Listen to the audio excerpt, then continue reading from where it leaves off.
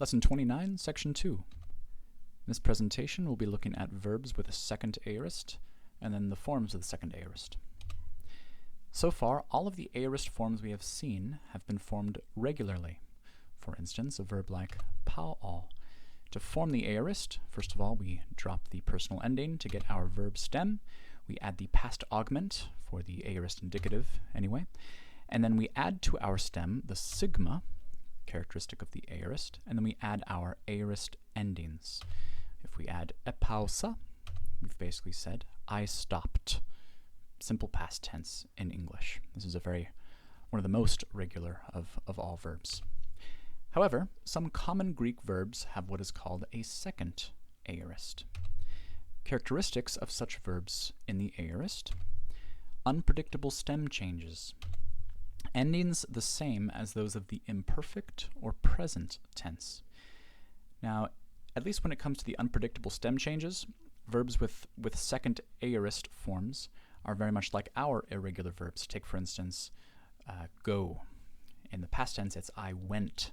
We have a kind of a radical stem change going on there.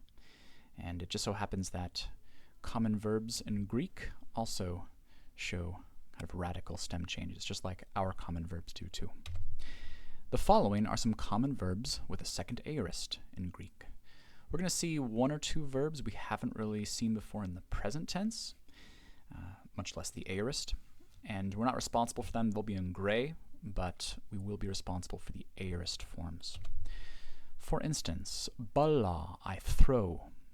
The present tense stem is bal with two lambdas. The aorist stem is bal with one lambda. So that's really the only thing that that's the thing that will most easily help us tell these two apart. Erkamai, I go or come, obviously a very important verb. We haven't actually learned it in the present tense, but we're going to see it in the aorist starting now. And elt, this is obviously a very different stem we're talking about in the aorist and in the present. Heuriska, a verb we do know, I find. In the aorist, the stem is going to be heur. It loses the isk there, so it's going to be a shortened stem in the aorist. Lega, I say, is ape in the aorist. Again, very different. Montana, I learn, is mut. And this is where we get all of our mathematics words. It's from the aorist stem of this verb. Hara'a, which is another kind of verb we haven't actually seen before. We're not going to see for quite a while still. It means I see, obviously another very common verb. Its aorist stem is id. And pelga, I flee. The aorist stem is just slightly different. It's a shortening of that. Pug rather than pog. It loses the epsilon in the aorist. As for the endings of the second aorist, which dealt with the stems, as indicated, the second aorist takes its endings from the imperfect or present indicative. For example, let's look right here at the imperfect indicative.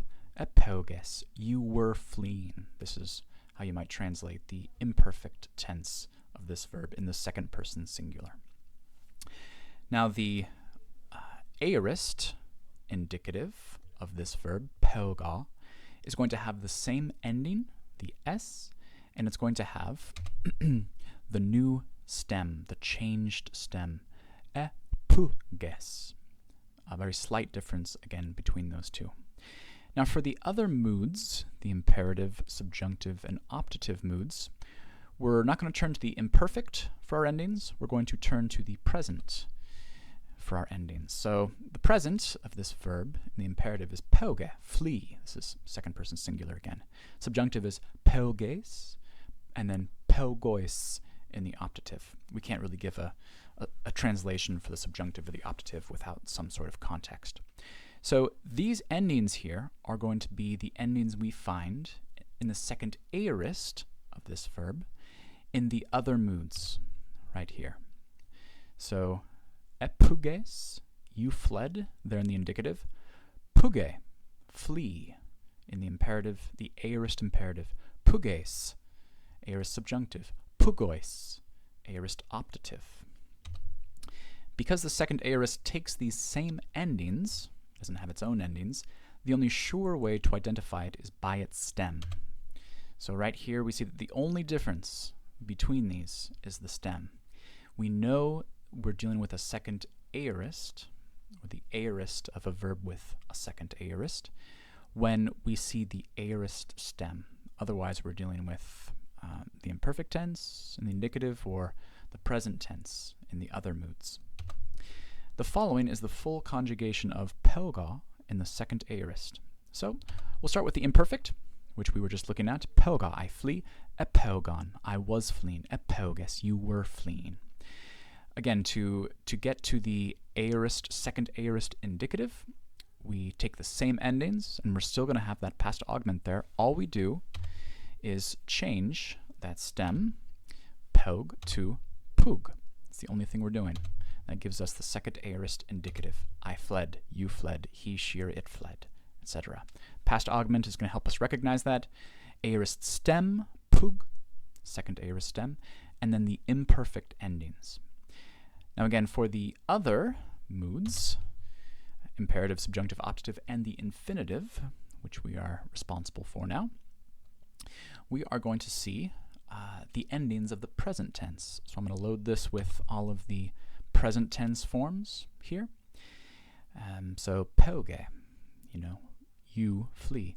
Pögeta, the third person singular imperative, let him, her, or it flee, and all of the other forms that we've encountered already. The only difference, again, between the aorist forms of these and the present forms is going to be the stem. So instead of this pög throughout the conjugation, we're going to see pug. Apart from that, there is no difference whatsoever. So these are the forms, the full conjugation of the second aorist in the indicative, there on the left, and the imperative, subjunctive, optative on the right, and then the infinitive down below. Again, the key is recognizing the aorist stem for this verb, which has a second aorist. For the forms of the second aorist, you can take a look at page 69. And just to read more about the second aorist or verbs with a second aorist in general, you'll want to take a look at page 69 in the grammar. Thank you very much.